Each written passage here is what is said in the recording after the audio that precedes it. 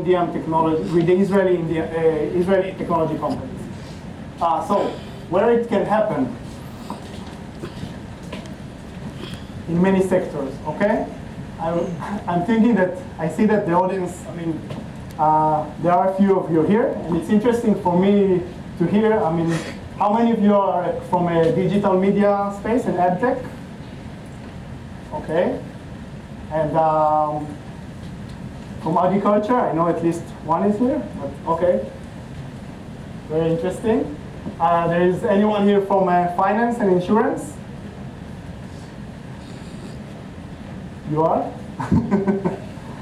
And if we look at manufacturing, okay, very interesting. May I ask in which domain?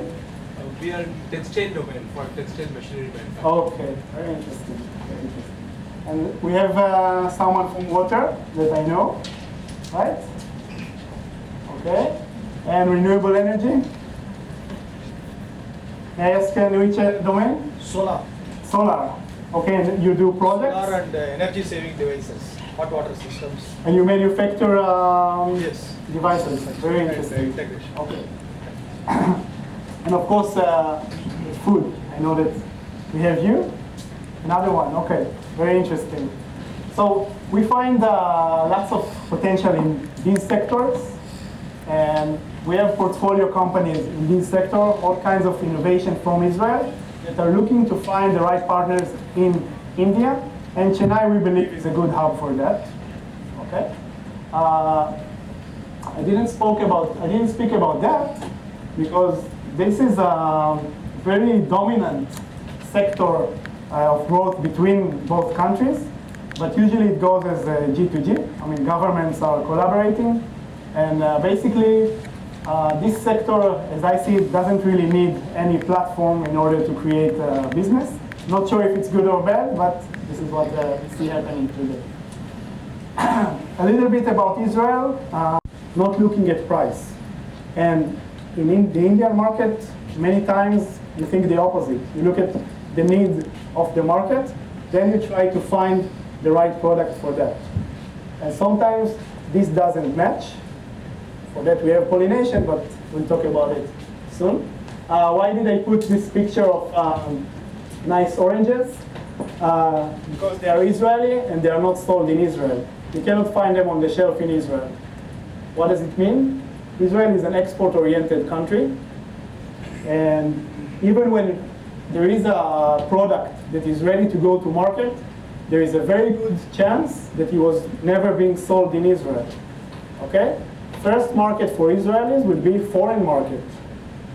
Just think about it. In India, you always look for the local market, trying to expand, and maybe on the third stage you will look for foreign market, because the market here is huge, with lots of potential. In Israel, it's not the case. So it makes it a bit difficult for Indians to take an Israeli innovation because they wanted to see that somewhere, somehow, someone paid for that in the local country, right? Nobody is really happy to hear that the product is that he wants to take, nobody else took it before, right?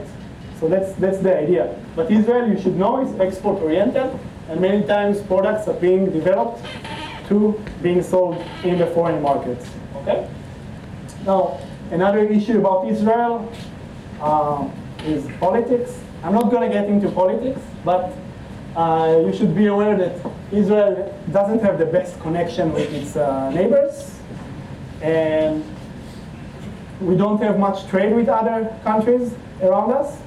It makes Israel an island economy, and it causes basically two things. First, we have to look for our partners far away, and if we look to the east, the first natural partner is in India. Okay? Second thing, we have to improvise in order to get energy because we cannot get it from our neighboring country. Okay, so lots of renewable energy innovation because of that. Some statistics, I'll let you look at that. We talked about the numbers of startups, so many VCs in Israel, 25 national incubators in various fields, 50 accelerators. We have more than 300 multinational companies having their R&D base in Israel. Okay, investing in Israel as their R&D base, and the population again. Okay, 80 lakh. Now, all the vision of Startup Nation started as a book, as a bestseller, and since that book came out maybe 15 years ago, many people from many countries try to come to understand what Startup Nation is all about, and we have so many technologies to offer. So I'll give you just an example of a few of them. Do you know this one? The flash disk, okay? This is coming from Israel. This is an Israeli innovation. Does anyone knows this? It's called Mobilize, okay? And it's being used in cars to avoid accidents. Been sold lately to Intel for $1.5 billion. Okay, it's a system that you implement in your car to avoid accidents. It reports you. It has some sensors. It tells you when and what to be aware of. Do you know this one? Waze. Yes. So Waze is also Israeli. It's been sold to Google for $1 billion. The desalination. Lots of technology around desalination. And an interesting fact is that Israel used to have a lack of water. Now Israel is selling water to other countries, okay? Because of this innovation. This is another innovation coming from Israel, the solar system for heating water. Do you know this one? This is used as a medical product, and it's a cam. That instead of having difficult examination, you just swallow a cam and it pictures your body. Okay? It's also given imaging. It's another Israeli innovation. And again, coming back to all the sectors where we see lots of potential, and all of these sectors, we have companies in our portfolio that are ready. They are looking at India, looking for the right partners to do it. And of course, now, perhaps the best time that I've experienced, the warmth of the relationship. I think this one is describing the change in the relations between the states. And an innovation fund is going to be created, like a bilateral one, with $40 million being invested from both countries, all supporting the idea of bringing Israeli technology and innovation to the Indian market. This is the article, one of them about that. Now, why India for Israelis? I think it's already obvious, right? It's the market. We don't have a market in Israel.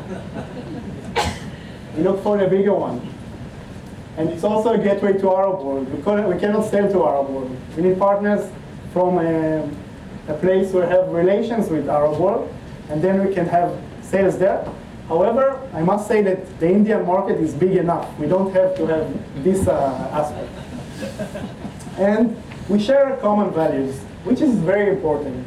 As I said in the beginning, I mean, culturally, you have to be connected before you can create business. And we have similar values. I mean, in both countries, education is really important. Family is really important. Both kind of people that are really easy to connect. We are warm people from both sides. So chemistry works very well at the beginning between Israel and India, always. And it's a growing partnership. And now I'll tell you about bridging the gap, because till now it sounds good, I think. And so why Pollination Ventures, and what do we do? So we try to bridge the innovation gap. Now here's the problem, first problem on this lecture. So there are lots of great Israeli innovations and plenty of Indian challenges that can benefit from such innovation. But somehow there is a gap. They hardly ever meet. Now from my experience, there are a few success stories in bringing Israeli innovation to India. However, lots of stories, lots of failures. Okay? Even though technology was good enough and was really what that was needed in India, somehow it didn't happen. So why? The reasons: one, technology risk. As I told you, many times the technology that's coming to India has never been sold anywhere else. So I mean, if we would look here, if you would desk here, how many of you would take a technology and would pay for a technology that has never been sold anywhere else in the world? I don't see hands. So. No, so I'm kidding. So it's difficult to find, and I can also say about Indian culture, from what I understand, not much of technology risk takers if you look at Indian businesses. And it's also part of the difference between Israeli business culture and Indian business culture. Israelis are short-term thinkers. In Israel, you make your startup and you want to make exit. You're waiting for this American company to buy it from you. This is the fantasy of all Israeli youngsters who are coming and creating startups. In India, how many generations ahead you think before you can take technology, right? And I mean, it's a long term. And many times Israelis don't have this state of mind of understanding how their technology and innovation should support the person they're trying to work with. So this is one. Another important one that I touched in before, there is a need to Indianize the solution, price-wise, field conditions, cultural modifications. Many times, the Israeli product, as I said, is like cutting edge. You know what I like to hear from Israeli startups when they come and present to me? So they present and the technology looks nice product. And my question is, okay, who are your competitors? So many times the answer would be, we don't really have competitors. Okay, our product is that unique that we don't have someone to compete us. And of course it's nonsense. But the idea is that they are trying to create the best possible product. However, when they reach India, there is always the need to adapt. And there is many times the adaptation is to take off features.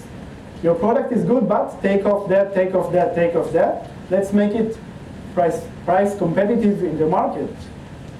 For Israelis, it's very hard to take it, okay? They say, I worked so hard to develop this product now for 6 months. You're taking me back 6 months to a product which is less and not that good as what I offered, okay? And of course, as always, lack of trust, cultural barriers. I told you about the long-term thinkers, short-term thinkers. There are other things, and this can be a subject to my next presentation here.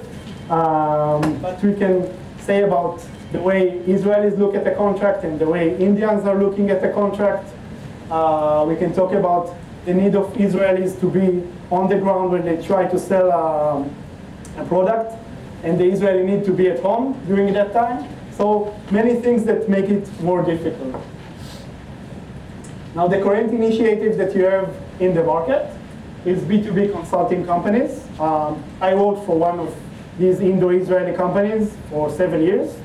Government programs that are meant to support innovation, bilateral funding like what I've shown before, and Indian incubators, which are starting to get more and more, it becomes very trendy, right? The problem as we see it, they don't bridge the innovation gap, okay? So they give support to create startups, to create innovation, to modify products, but they are not connecting between two countries. So our solution and our vision, it's the Israeli incubation program. What's the Israeli incubation program? It's a bit different than the Indian incubation program. It means that a company is sitting in an incubator, either physically or virtually, getting support for 2 years, or of course it depends on what sector and what product. And it gets, the equity is going to the company that's funding this incubator. That's the idea. That's the whole idea of and vision of pollination. Now, that's what we mean about localization of investment, investing in an Indian JV made up of Israeli innovation and Indian local partner. So instead of trying to bring Israeli companies and sell in the Indian market, the idea is to first find a partner for them and then to go to the market together. And this is, as I see it, this is the only way to create real success and not just opportunistic sales. Now the target audience, when we come here, when you come to Israel, of course, it's innovation companies. I think you grasp that and you understand that. And in India, partners and investors. Sometimes partners can also be investors. What do we mean about that? It's technology companies that are interested to differentiate themselves from the market and find innovation and the right thing for them from Israel, and getting ready, getting adjusted to the fact that they will be part of the modification and the adaptation of the Israeli product in order to fit the Indian market. So the offer as we see it for the Indo or Israeli founders, it's the incubation program, getting the localization investment, and the criteria. Who is going to get the investment? Yeah, the Indianizing. Actually, when I market it in Israel, it's always about Indianizing it. And it's something that we are educating the Israeli market. They cannot do something that I hear time and again, usually from IT companies. And what they say, you know, I don't have to come to India in order to sell it. It's a plug and play. You can take it, I can sell it virtually. That's one thing I hear. And another thing related to price is companies in Israel that say, my price is the same globally. I don't make price modifications for a certain market, which is things that we change if they are part of our platform. So, first criteria is to identify a real problem, okay? Internet, finance, retail, industry. I mean, we are not looking for something which is nice to have. We are looking to find things that have real need in the market. Confirm You is one of them, and we'll present to you soon, and you'll understand what we are talking about. We are scouting for a proven working solutions from Israel with early sales as much as possible. We are not looking for a concept in Israel. We're not looking for someone who's just trying to develop a product. We're looking with someone who has more than a prototype. Because we know it's important for the Indian side to see something that's starting to be mature. Identify a strong Indian partner. I think this is the crucial point here. Okay? Because we believe that it's critical for the Israelis, if they want to penetrate the Indian market, to find the right partner in India on the relevant domain. Okay? And the idea is the companies should be ready to set up a joint venture, the Israelis and the Indian together, and this is how they do their go-to-market.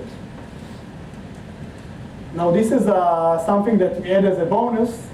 If we can identify at least one Indian customer already on the stage of making the partnership, then we see that we are on the right way.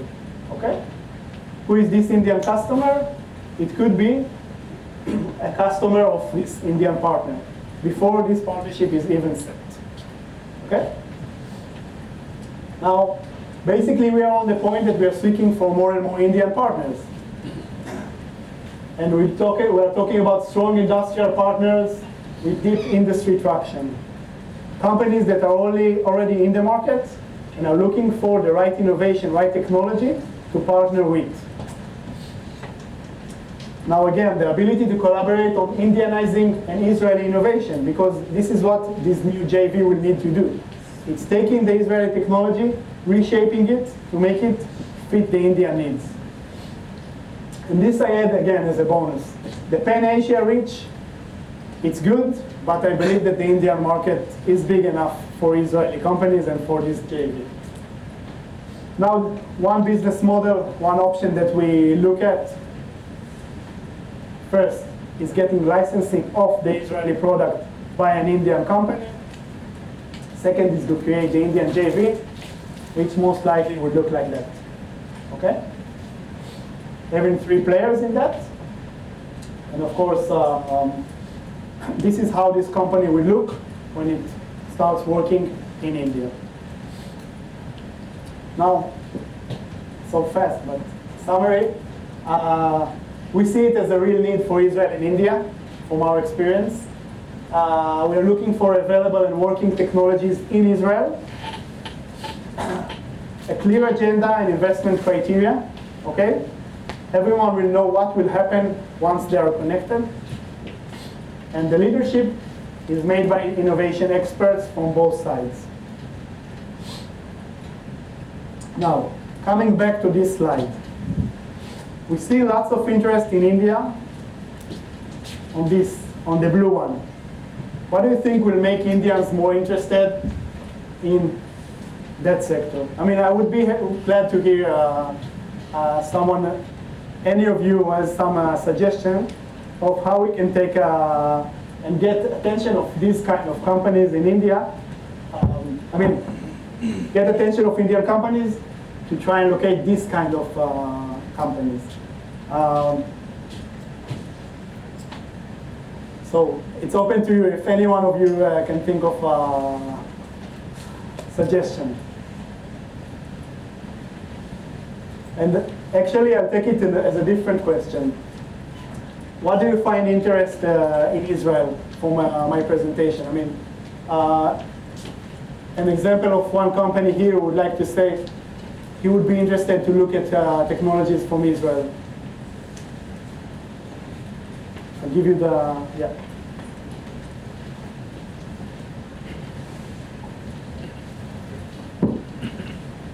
Hi, I'm Sudeep. Hi. And I'm interested in looking at ad tech, taking basic out-of-home advertising and measuring it.